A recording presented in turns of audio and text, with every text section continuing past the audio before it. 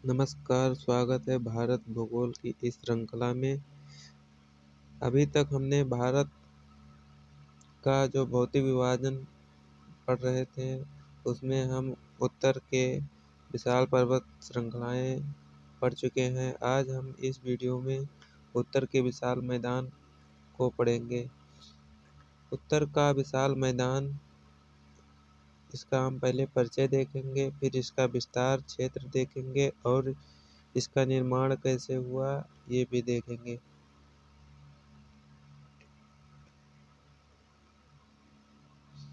हिमालय के दक्षिण व प्रायद्वीपीय पठार के उत्तर में स्थित मैदान को उत्तर के विशाल मैदान के नाम से जाना जाता है या उत्तर का विशाल मैदान कहा जाता है। अब हम मोटे तौर पर देखें तो जैसे भारत, एक सेकंड, जैसे भारत का ये जो मैप है, ये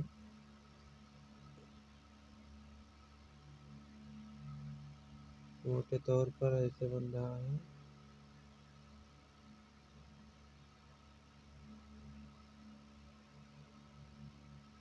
जैसे भारत है। अब इसमें हम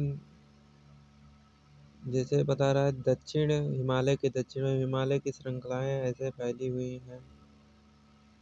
प्रायद्वीपीय पठार इधर ऐसे प्रायद्वीपीय पठार का विस्तार है। और जो ये बीच वाला भाग बच रहा है, ये इसी को उत्तर के विशाल मैदान कहा गया। उत्तर का विशाल मैदान जो उत्तर में हिमालय और इस उत्तर विशाल मैदान के दक्षिण में प्रायद्वीपीय भारत आता है, ये उत्तर का विशाल मैदान है जो पीले है।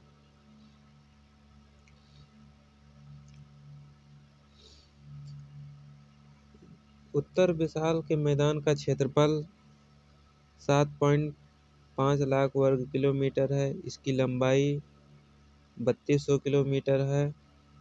चौड़ाई देखें तो पश्चिम में इसकी चौड़ाई 300 किलोमीटर है और पूर्व में देखें तो 90 किलोमीटर तक है।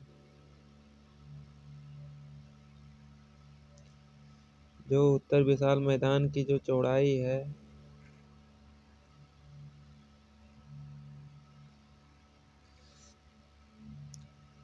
इसका विस्तार हम देखें कि उत्तर का विशाल मैदान कहाँ तक इसका विस्तार है, किस राज्य तक। राजस्थान में, पंजाब में, हरियाणा में, यूपी में, बिहार में और पश्चिम बंगाल, असम तक उत्तर का विशाल मैदान फैला हुआ है। उत्तर के विशाल मैदान का निर्माण नदियों से हुआ है। नदियों के अपर्दन से लाई गई मिट्टियों के निक्षेप से, अवसाद के जमाव से उत्तर के विशाल मैदान का निर्माण हुआ है। इसमें प्रमुख नदियां सिंधु, गंगा, ब्रह्मपुत्र तथा प्रायद्वीपीय भाग से आने वाली कुछ छोटी नदियां ने मिलकर उत्तर के विशाल मैदान का निर्माण किया है। उत्तर प्रवाही नदियां के निक्षेप की क्रिया से निर्मित निक्षेपण मैदान है ये। उत्तर से पहाड़ों को काटकर मिट्टी अपने साथ अवसाद निक्षेप लाकर उत्तर के विशाल मैदान का निर्माण किया है। इसके मैदान में उपजाऊ मिट्टी और अधिक जनसंख्या पाई जाती है। नदियों द्वारा लाई गई जलोढ़ मिट्टी अधिक उपजाऊ होती है, जिससे मैदान का निर्माण हुआ है। नदियाँ इस मैदान का निर्माण की हैं और ये जो मैदान है वो अधिक उपजाऊ मिट्टी है, इसीलिए उत्तर के विशाल में सर्वाधिक जनसंख्या निवास करती है। उत्तर के विशाल मैदान का वर्गीकरण देखें हम तो इसका वर्गीकरण उच्चावच या भू आकृति के अनुसार देखेंगे और प्रादेशिक इसका विभाजन देखेंगे। उत्तर के विशाल मैदान में भाबर, तराई, जलोढ़, कादर और बांगर इसके उच्चावच या भू आकृति के अनुसार उत्तर के विशाल मैदान का विस्तार है। प्रादेशिक विस्तार देखें तो राजस्थान, पंजाब, हरियाणा और गंगा का मैदान है। गंगा के मैदान को 3 भागों में बांटा गया है: उच्च गंगा के मैदान, मध्य गंगा के मैदान, निम्न गंगा के मैदान और ब्रह्मपुत्र के मैदान इसमें आते हैं प्रादेशिक उत्तर मैदान में। अब हम देखेंगे भाभर क्या होता है, तराई क्या होता है, जलोढ़ क्या होता है। पर्वत से आने वाली नदियाँ अवक्षेप और पर्वतों को काट कर अवक्षेप लाती हैं, जैसे ये पर्वत है। नदियाँ शिखर से नीचे नहीं गिरती हैं तो इसका पर्वत का अपरदन करती हैं और अपने तली में बड़े बड़े बोल्डर पत्थर इकट्ठा कर देती हैं, जिसे हम भाभर कहते हैं।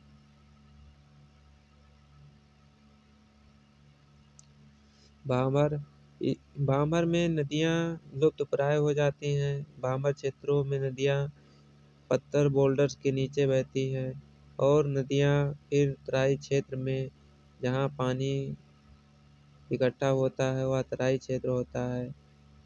तराई क्षेत्र जलोढ़ मैदान का निर्माण करता है और जलोढ़ मैदान 2 प्रकार के होते हैं। ये तराई क्षेत्र हो गया, यहाँ पर नदियाँ यहाँ पर दिखाई देती हैं और भाभर प्रदेश में नदियाँ यहाँ लुप्त हो जाती हैं। खादर और बांगर ये जलोढ़ मृदा के प्रकार हैं। खादर अधिक उपजाऊ होती है और बांगर कम उपजाऊ होती है।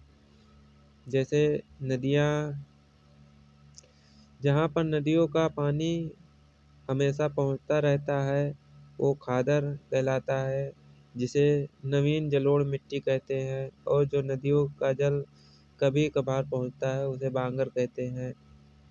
जैसे ये नदी बह रही है, नदी का पानी यहाँ तक आता रहता है हमेशा, तो ये है खादर। और कभी नदी का जल यहाँ जाता था लेकिन अब नहीं जा पाता है, तो ये बांगर की श्रेणी में आ जाता है। उपजाऊ दोनों होते हैं लेकिन बांगर की अपेक्षा में खादर अधिक उपजाऊ होता है। फिर खादर का निर्माण होगा खादर क्षेत्र का। फिर खादर का निर्माण होगा, फिर उसके बाद में बांगर का निर्माण होगा, फिर उसके बाद में डेल्टा का निर्माण होगा। डेल्टा के बाद में नदियाँ समुद्र में मिल जाएंगी। अब हम भारत का उत्तर विशाल मैदान देख चुके हैं। अब भारत के हम तटीय मैदान देखेंगे। Coastal plain of India. परिचय पहले हम देखेंगे तटीय मैदान का परिचय। प्रायद्वीपीय पठार के पूर्व व पश्चिम में अरब सागर से बंगाल की खाड़ी तक संकीर्ण मैदान। अब हम तटीय मैदान को देखेंगे, क्या होता है तटीय मैदान। जैसे भारत का हम मैप बनाए,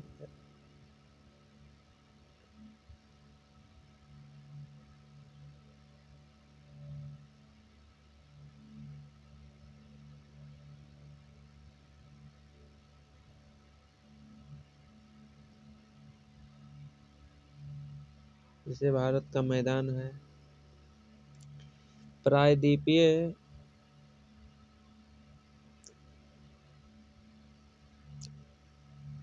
पठार के पूर्व और पश्चिम, जैसे प्रायद्वीपीय पठार, इस वाले क्षेत्र को प्रायद्वीपीय पठार कहते हैं।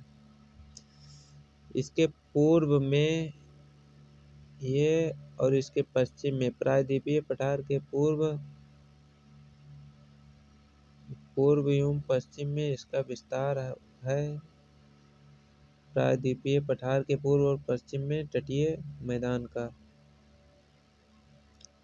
भारत के तटीय मैदान का वर्गीकरण, इसकी लंबाई 100 किलोमीटर है। द्वीप सहित इसकी जो लंबाई है 7516 किलोमीटर है। भारत की तटीय लंबाई 100 किलोमीटर है। मुख्य भूमि से निर्माण कैसे हुआ? निमज्जन के कारण भी निर्माण इसका हुआ है। सागरीय और नदियों के निक्षेप से इसका निर्माण हुआ है। निमज्जन मतलब जमीन का वह भाग जो समुद्र में नीचे धंस गया हो।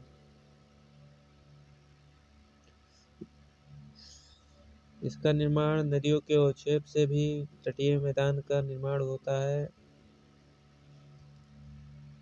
भारत के तटीय मैदान का वर्गीकरण हम देखें, पश्चिम के तटीय मैदान और पूरब की ओर तटीय मैदान। जैसे भारत के प्रायद्वीपीय भाग हम बनाए तो पश्चिम के तटीय मैदान, जो पश्चिम के तटीय मैदान है, और पूरब के तटीय मैदान, इनको देखेंगे। पहले हम देखेंगे पश्चिम के तटीय मैदान। गुजरात का तटीय मैदान, कोंकण, कन्नड़, कर्नाटक, केरल में मालाबार तट। गुजरात में का तटीय मैदान, कोंकण, कन्नड़, कर्नाटक के तट को कहते हैं। केरल के तट को मालाबार तट कहते हैं। और पूर्वी तट कोरोमंडल तट, आंध्रा तट, उत्कल तट। पश्चिमी तट कच्छ की खाड़ी से कन्याकुमारी या कैप कमोरिन तट तक पश्चिमी तट का विस्तार है।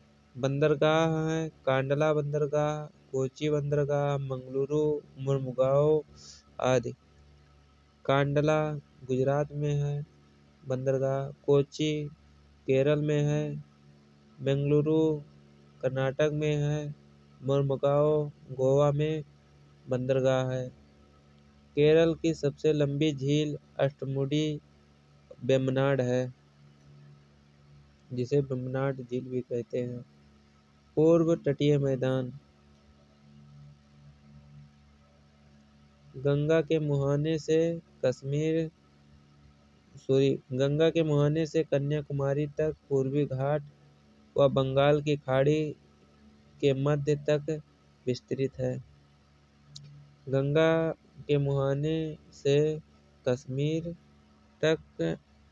कन्याकुमारी तक पूर्वी घाट व बंगाल की खाड़ी तक के मध्य फैला है।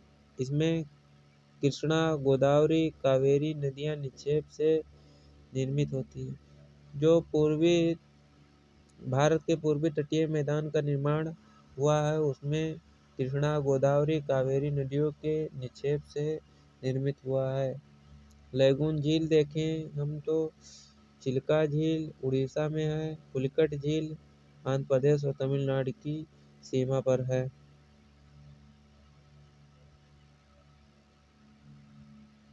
अब हम भारत के द्वीप समूह देखेंगे।